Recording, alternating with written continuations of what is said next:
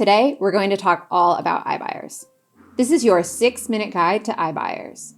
So an iBuyer is a company that pretty much buys and sells houses. If you're looking to sell your home, this is a way that you can do it that's extremely predictable and very streamlined. You enter your address and you get a cash offer in as little as 24 hours. You choose your closing date and you know for sure that that's the date that you'll close because you're not waiting to try to find a buyer. You're not negotiating. You're not going through an inspection process. It's very, very predictable and it's extremely streamlined.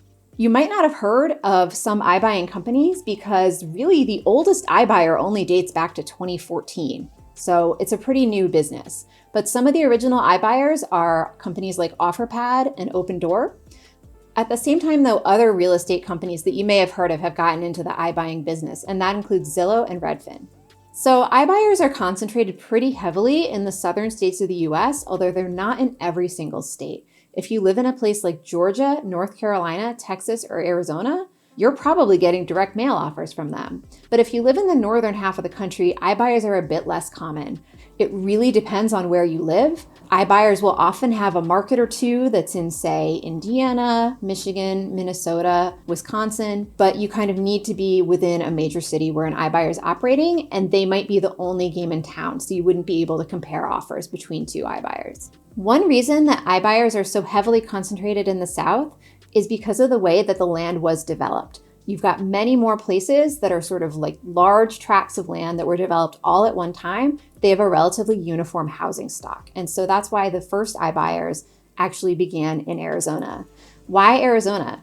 Well, it's a place where lots of development occurred all at once. And so there are huge tracts of land and developments where there are houses that are all relatively uniform and relatively similar, which makes them much more predictable to buy and sell. And predictability is something that iBuyers really value because they're not looking to hold on to these homes for long. They're looking to turn them around. And so that means your sort of standard single-family detached home is generally what they're looking for, although pretty much all iBuyers will buy attached homes like condos or townhouses as well. They usually are looking for homes that are relatively recently built, probably no older than 1950s at the very oldest, but in general, houses from the 80s and 90s tend to kind of be their sweet spot. They're also not looking for anything that's really high-end or custom or unique because, again, there's that predictability aspect of that they need to know that they're going to be able to get a return on their investment. And then last, they tend to choose homes that are on relatively small lots, so no more than an acre of property surrounding the home.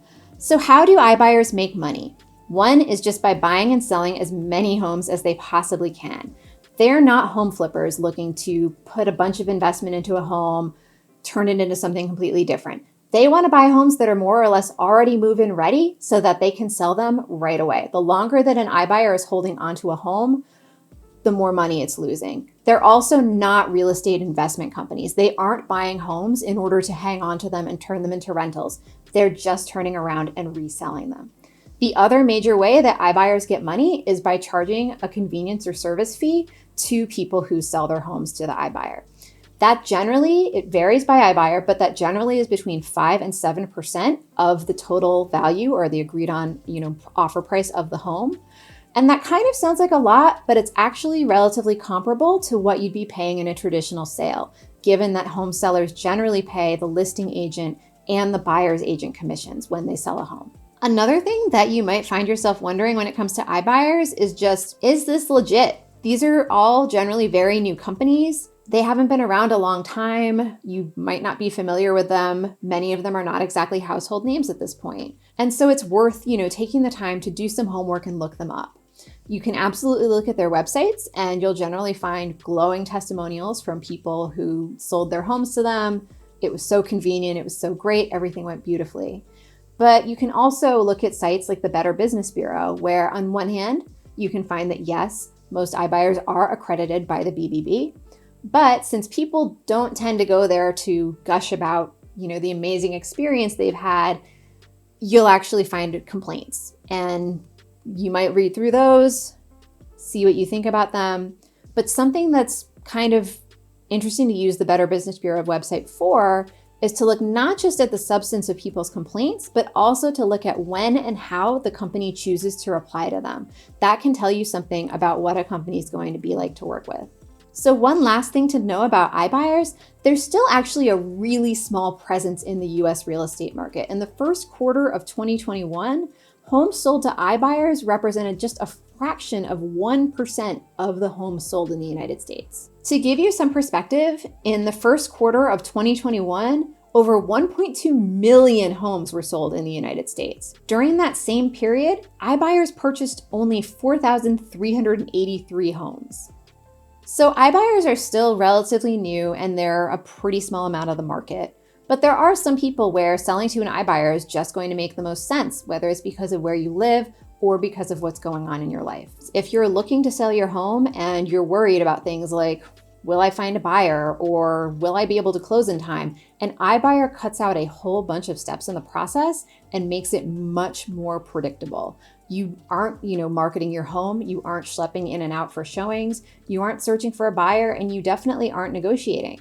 You're getting that cash offer right up front. You're choosing your closing date and you know exactly when it's going to happen. So it's not only very streamlined, it's also completely predictable. You're pretty much guaranteed once you've signed on that everything is going to happen and unfold as planned. I'm Kate Wood, and I'm a writer on the Homes and Mortgages team at NerdWallet. If you're wondering, where do I buy all these homes that iBuyers are selling? Pretty much look at any real estate listing website, you'll find them right there.